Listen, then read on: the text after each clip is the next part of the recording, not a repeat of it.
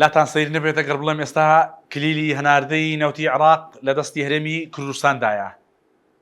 ئێمە نۆمانگێک لەمەوبەر باسی ئەو سیناریۆمان کرد، بەڵام زۆر کەس پێیان وابوو کە ئەمە سیناریۆیەکی لاوازە و ئەگەری ڕوودانی کەمە. سەرتا گوێرەم ڤیدیۆ بگرن دواتر قسە و باسی زیاتری لەبارەوە دەکەین. عێراق زیانمەندی سەرەکی ئەو داخستنی و ڕێڕەوەیە لەبەرەوەی ڕۆژانە 3.3 میلیۆن بەرمیل نەوتی عێراقی لە ڕێگەی و ڕێڕێوە دەڕوا بە بازاڕی جیهانی. عێراقیش لەبەرەوەی پشت بە داهاتی نەوت دەبەستێت، یعنی لە سەدا 95 داهاتی عێراق لەسەر مەسەلەی نەوتە. ئەگەر ئەو ڕێڕەوەدا بخرێت بە دڵنیاییەوە دەبێتە شۆکێکی ئابووری بۆ عێراق تەنانەت نەتوانێت موچەی فەرمانبەرەخانی. ئەگەر بێت و دا بخرێت بە دڵنیاییەوە چۆن دەڵی ئاسۆیەکی ڕوون دەبێت بۆ هەرێمی کوردستان لەبەرەوەی لە 25 سێی دو ساڵ لەمەوبەرەوە ینی بۆڕی نەوتی هەرێمی کوردستان کە دەڕوا بۆ بەندەری جیهان بە بڕیارێکی دادگای پاریس داخراوە. ئەگەر عێراق ناتوانێت ناچاری ئەوە بێتەوە بەندەری لە ڕێگە و نۆکەندی سوێسەوە هینەوە گەروی هورزەوە نەوت ئاراستە بکات بە ناچاری یەک دەرچێت لە بەردەمدا دەمێنێت. ئەو دەرچێت شوێە بۆڕی جیهانە کە نەوتی هەرێمی کوردستانی لێ دەڕواتە دەرەوە. بۆیە یعنی ئەگەر ئەوە ڕوودا بە خێرایی هەموو بڕیارانە دەژی ئەو بۆڕیە گیراونەتە بەر بڕیارەکانی دادگای فیدراڵی. زۆر باشە.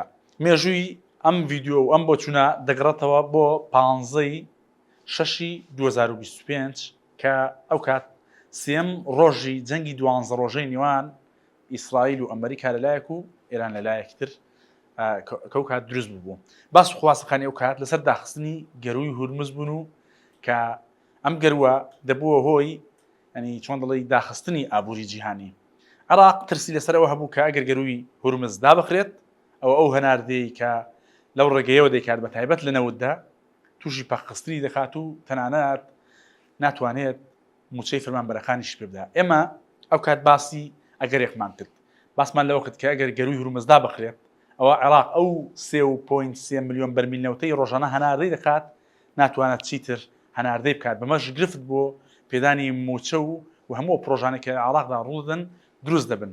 بۆیە دەرچەی بەهێز یاخود ئاسۆی ڕۆن لە بەردەم هەناردەی نەوتی عێراقدا بۆڕی جیهان بوو. واتە ئەو بۆڕێی کە نەوتی هەرێمی کوردستانی لێوە هەناردەی بەندەری جیهان دەکرا. هەرچەندە ئەو کات عێراق و هەرێم لەسەر دەستپێکردنەوەی هەناردەی نەوتی هەرێمی کوردستان نەگەیشتبوونە ڕێکەوتن، بەڵام دواتر هەردوو لە ڕێکەوتنیان واژۆ کرد و هەناردەکە دەستی پێکردەوە.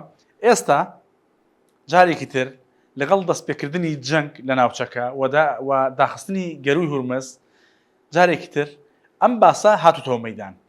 ئەلمۆنیتەر راپۆرتێکی شیکاری لەو بابەتە ئەنجام داوە و دەڵێت عێراق بیری لەوە کردوێتەوە کە لە ڕێگەی بۆڕی نەوتی هەرێمەوە کە نەوتەکە دەبات بۆ بەندەری جیهان هەناردەی نەوتی عێراقی پێ بکات کە ڕۆژانە لانی کەم لە 200,000 بەرمیل نەوت کەمتر نەبێت. بەپێی راپۆرتەکەی ئەلمۆنیتەر بەرپرسانی عێراق و هەرێم گفتوگۆیان کردووە و بەڵام تا ئێستا نەگەیشتونەتە ڕێکەوتن لەسەر ئەو بابەتە. لەبەرەوەی بەرپرسان لە هەولێر دوو مەرجیان هەیە بۆ ئەوەی نەوتی عێراق لە ڕێگەی بۆڕی نەوتی هەرێمی کوردستانەوە ئاراستەی یاخود هەناردەی بەندەری جیهان بخرێت. مەرجی یەکەمیان هەڵگرتنی ئەو گەمارۆیە کە خراوەتە سەر پێدانی دۆلار بۆ بازرگانانی هەرێمی کوردستان.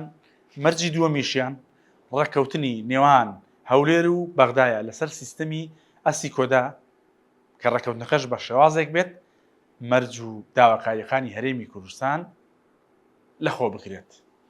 ئەم داواکاریەی بەغدا لە کاتێکدایە کە لەگەڵ دەستپێکردنی جەنگ لە نێوان ئەمریکا ئیسرائیل و بەرامبەر ئێران شەوانە هەولێر و سلێمانی و ناوچە جیاجیاکانی هەرێمی کوردستان لەلایەن گروپ و هێزە چەکدارە میلیشیاکانی عێراقەوە بە ئامانز دەگیرێن.